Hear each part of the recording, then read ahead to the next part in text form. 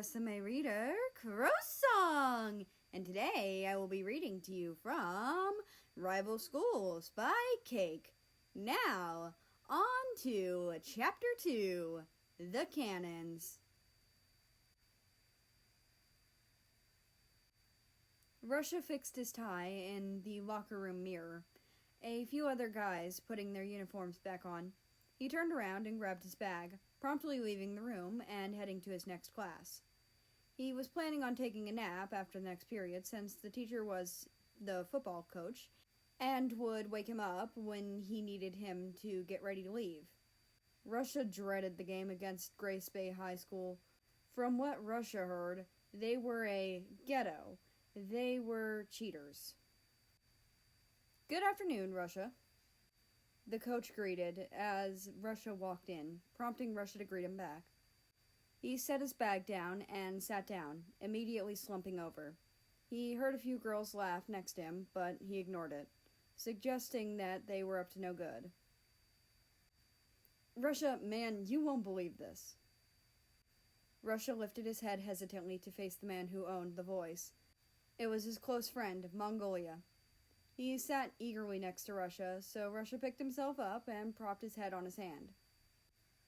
"Apparently, Grace Bay doesn't have any uniform. They're too poor to afford one. They do these theme nights because they can't even buy school spirit wear." "I believe we are all aware of the ghetto-ass school that somehow made it to knockout," a girl chimed in. Romania was her name. "You can't lose to a shitty public school, Russia. Don't let them advance." Russia tiredly nodded and set his head back down, this time being left alone. He pulled his phone out and opened his social media app, searching up the school. Russia was the school president at St. Victoria's, so he was curious about the captain for Grace Bay, was also their school president. He quickly found out that he didn't play football, but that he would be leading the school cheer for their team. Russia found it cute how that is what his job was, telling people to have school spirit. Russia had found his profile, so he decided to take an even further look into it.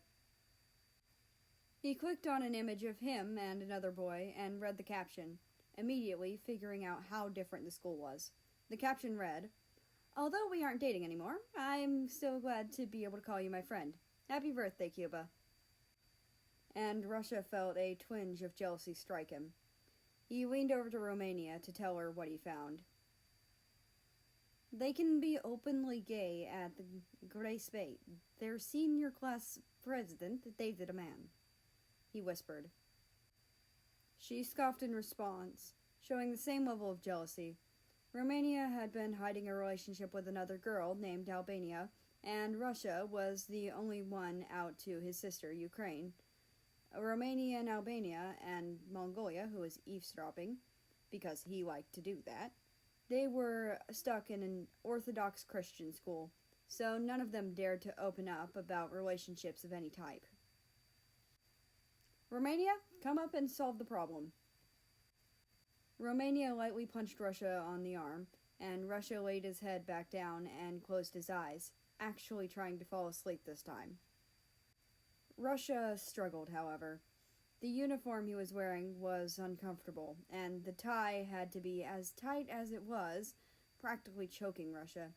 He was barely even able to feel tired at that point. But he couldn't get out of the uniform until after school, which was another whole 48 minutes away. He was stuck suffering in the uncomfortable uniform.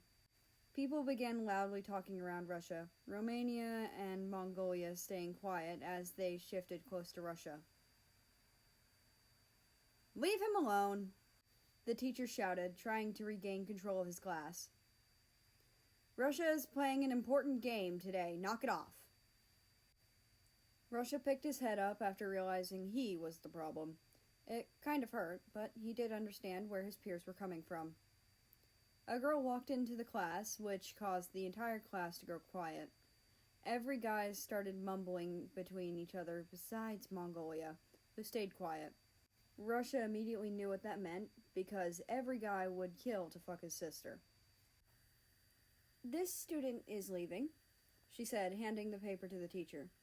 She was visibly uncomfortable, and it wasn't because she worked with the office staff during the last period. Rather, she was a lesbian. "I'll meet with you after class, Russia," she said before leaving the classroom. Russia was lucky. He had his 2 sisters and a very supportive father who was willing to love and protect them no matter what. Russia came out first and was surprised by how accepting his dad was, even offering to take him and his siblings out of that school and putting them in a school that would be more comfortable for them to be out with their feelings. Ukraine was next, and he offered it again, even allowing them to help understand him better. Their sister, Belarus, was still too young to understand completely, but she was into public schools so that she wouldn't be indoctrinated, as their dad put it. Their dad wasn't even religious himself. He put his kids in there initially because the school had high ratings and test scores. "Man, you should really hook me up with your sister. I know she'll love it when I shove myself down that nice throat of hers." "How about you suck your own dick?" Russia refuted, putting his head back down. Romania yelled at the guy in her native tongue when he tried to fight, Mongolia joining in somewhat periodically. Russia loosened his tie and unbuttoned the first button of his shirt and found it more viable to fall asleep, which he was now able to. And just like that, Russia was asleep. It didn't feel like he had slept for long, but he was woken up 3 hours later so he could grab his stuff and get ready for the game so that they can leave. The coach handed Russia a small snack box and left the room. Russia put the box in his bag while he grabbed the garment bag so he could change. Quick in and out of the bathroom and the classroom, and he was finally ready. He checked his phone and found he had another hour until he had to board the bus to Grace Bay Stadium. "Russia, how'd you sleep?" Russia looked up at his sister, who sat down next to him. "If we lose to Grace Bay, you should transfer there senior year. Their current president, or senior class president, as they call it, is openly gay. You'd be able to fit in a lot better there." "No more horny dickhead guys?" "Yep, apparently if they win, the students are holding a party completely unknown to the faculty there. Maybe try and sneak in and see what their culture is like." "Thanks, Russ. Try to lose, eh?" "I'll fuck myself up, don't worry."